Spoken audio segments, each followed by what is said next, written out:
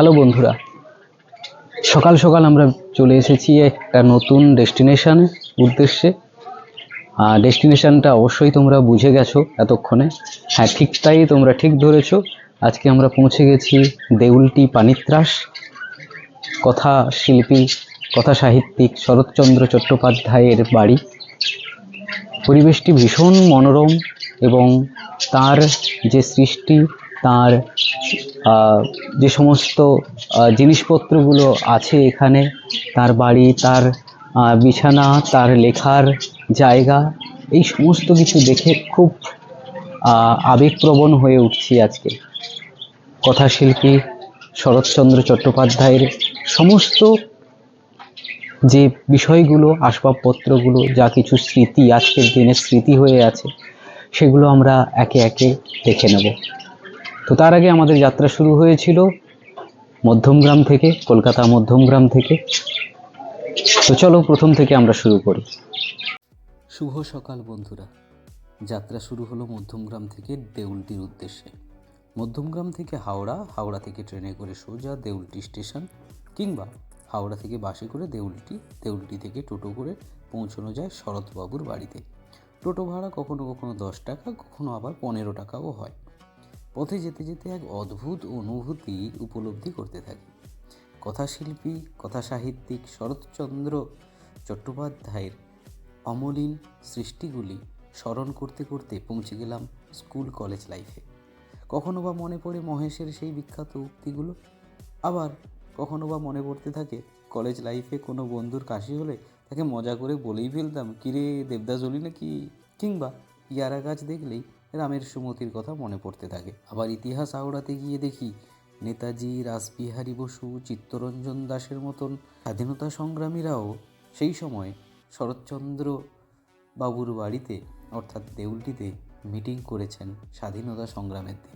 ইতিহাস এবং সাহিত্যের মেলবন্ধন ঘটিয়ে সাহিত্যিক যেন পাঠক, দর্শক, শ্রোতা সবাইকেই এক বিনি সুতোয় বেঁধে ফেলেছেন। তাঁর স্মৃতি বিজড়িত জিনিসগুলো এবং বাড়িটিকে ছোঁয়া ও দেখার অদম্য ইচ্ছা নিয়ে আমরা পৌঁছে গেলাম দেউলটিতে।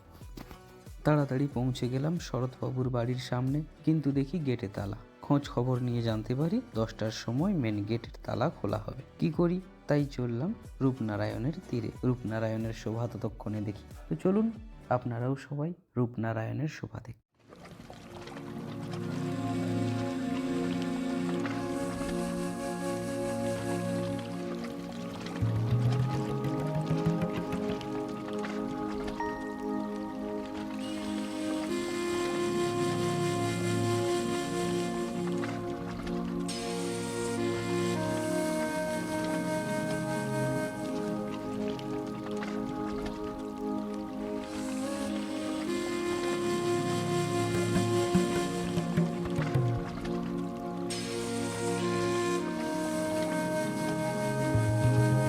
সকাল সকাল রূপনারায়ণের অপরূপ শোভা দর্শন করে আমরা অত্যন্ত তৃপ্তি পাই এবং সেখান থেকে যখন দেখি 10টা বেজে গেছে, তখন গুটি গুটি পায়ে ফিরে আসি শরৎ কুটিরে।